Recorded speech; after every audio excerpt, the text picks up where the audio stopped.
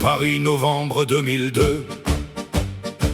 La chambre gronde, le pays s'ouvre. Qu'on parle fort, la loi se tient. Dans les couloirs, ça souffle et ça brûle. Les écoles tiennent, les portes craquent.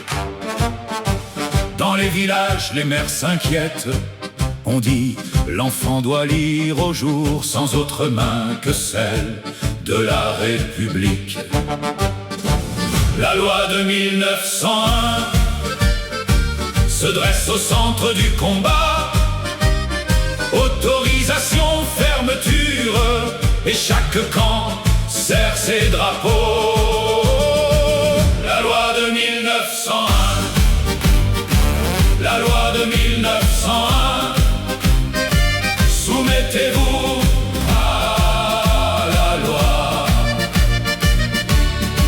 L'école au peuple, l'enfant d'abord, la conscience et puis la raison.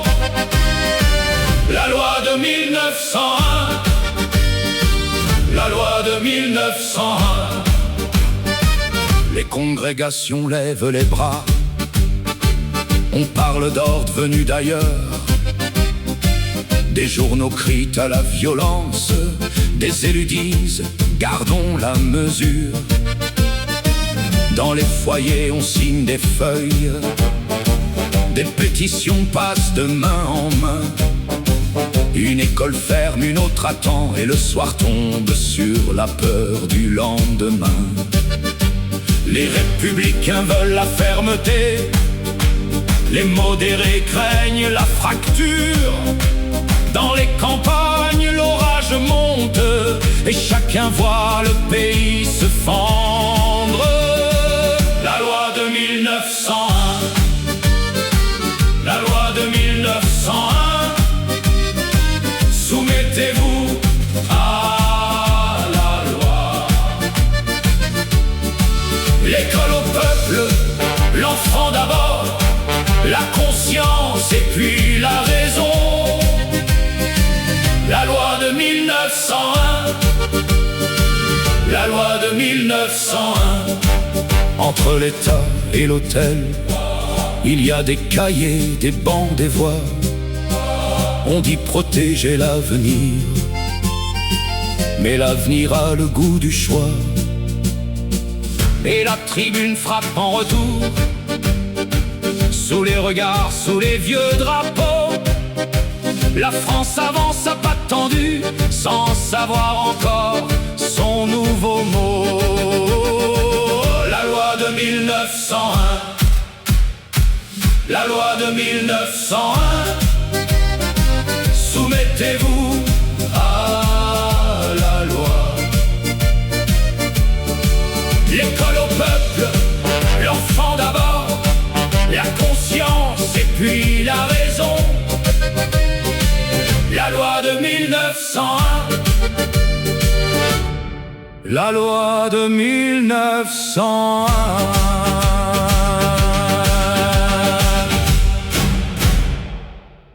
Le gouvernement Combes et les congrégations religieuses.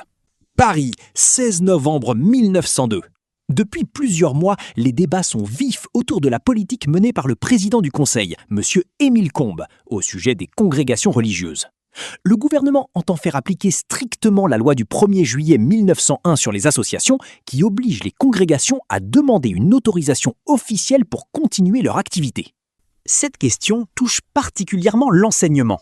Dans de nombreuses communes, des écoles tenues par des religieux ou des religieuses se trouvent menacées de fermeture si leur congrégation n'est pas reconnue par l'État. Les partisans du gouvernement affirment qu'il s'agit de défendre l'école laïque, la République et la liberté de conscience. Selon eux, l'instruction des enfants ne doit pas dépendre d'ordres religieux soumis à une autorité extérieure. Mais les adversaires de M. Combes dénoncent une politique brutale. Ils accusent le ministère de vouloir chasser les religieux, fermer des écoles utiles aux familles et rallumer les querelles anciennes entre l'Église et la République. Dans plusieurs régions, des habitants se mobilisent pour soutenir les établissements menacés. Des pétitions circulent, des élus protestent et certains journaux parlent déjà d'une véritable persécution. À la Chambre, les discussions sont parfois orageuses. Les républicains les plus fermes réclament une application sans faiblesse de la loi. Les députés plus modérés craignent, eux, que le conflit ne divise davantage le pays. Surtout dans les campagnes où l'école religieuse garde encore une place importante. Jusqu'au 16 novembre, aucune détente véritable n'est visible. Le gouvernement Combes paraît décidé à poursuivre sa ligne. La question des congrégations reste donc l'un des grands sujets politiques de cette fin d'année. Elle annonce peut-être une transformation profonde des rapports entre l'État, l'école et l'Église. Description d'illustration. À la Chambre des députés. Les débats sur les congrégations religieuses et la question scolaire. Monsieur Émile Combes, président du Conseil, à la tribune. Les congrégations devront se soumettre à la loi de 1901. Le petit os s'empantait, les nouvelles d'hier, racontées aujourd'hui.